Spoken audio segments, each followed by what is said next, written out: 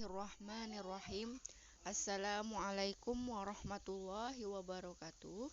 Alhamdulillah, hari ini kita akan melanjutkan pelajaran pendidikan agama Islam dan budi pekerti. Sebelum itu, kita berdoa terlebih dahulu. Bismillahirrahmanirrahim.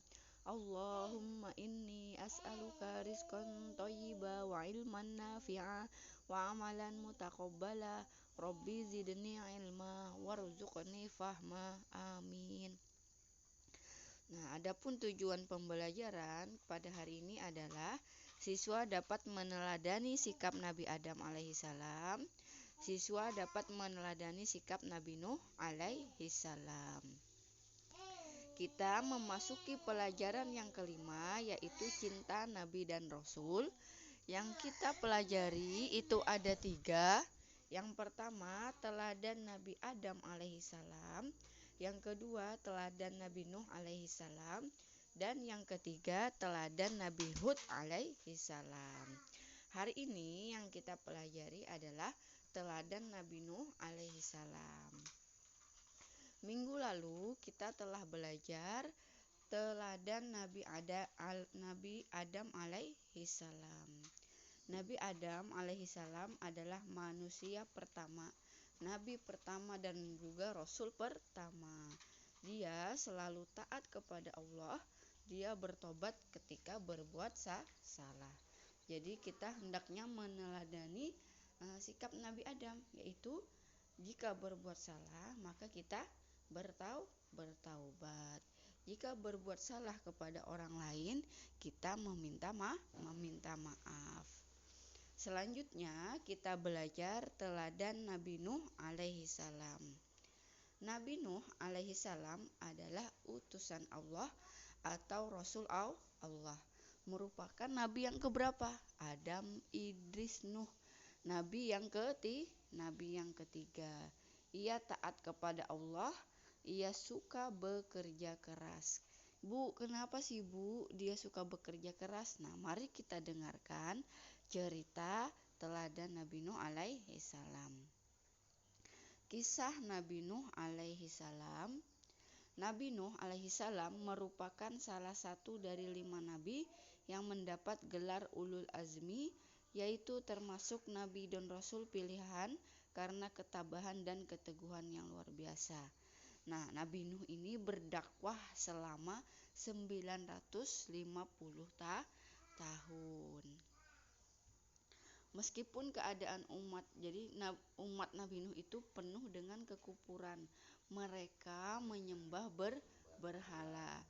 Tetapi Nabi Nuh tetap berusaha untuk menyampaikan risalah yang telah diberikan Allah kepadanya. Nabi Nuh menyampaikan dengan penuh bijaksana, tutur bahasa yang halus, meskipun umatnya masih banyak yang membangkang. Jadi pengikut Nabi Nuh itu sangat sedikit. Nah, dakwah yang dilakukan Nabi Nuh, baik secara terangan maupun diam, itu tidak mendapat sambutan yang baik dari penduduk Bani Rasib. Mereka mengejek, menghina Nabi Nuh sebagai seorang pendusta. Kemudian Allah memerintahkan Nabi Nuh untuk membuat bahtera atau kapal yang sangat besar untuk mengangkut orang yang beriman beserta hewan-hewan berpasangan. Allah menyebutkan bahwasanya orang yang tidak beriman akan ditenggelamkan. Nah, setelah bahtera itu selesai dibuat dan tanda banjir besar bakal datang, Nabi Nuh memerintahkan untuk masuk ke kapal. Jadi para pengikutnya masuk ke kapal, sedangkan kaum Bani Rasib yang membangkang tadi malah menertawakan, buat apa membuat bahtera atau kapal padahal tidak ada air terus. Nah, setelah itu perlahan air bah pun mulai menenggelamkan daratan hingga membinasakan penduduk Bani Rasib yang ikut tenggelam dengan kekufuran, termasuk anak Nabi Nuh alaihissalam yang bernama Kan'an. Dia tidak mau mengikuti ayahnya Nabi Nuh.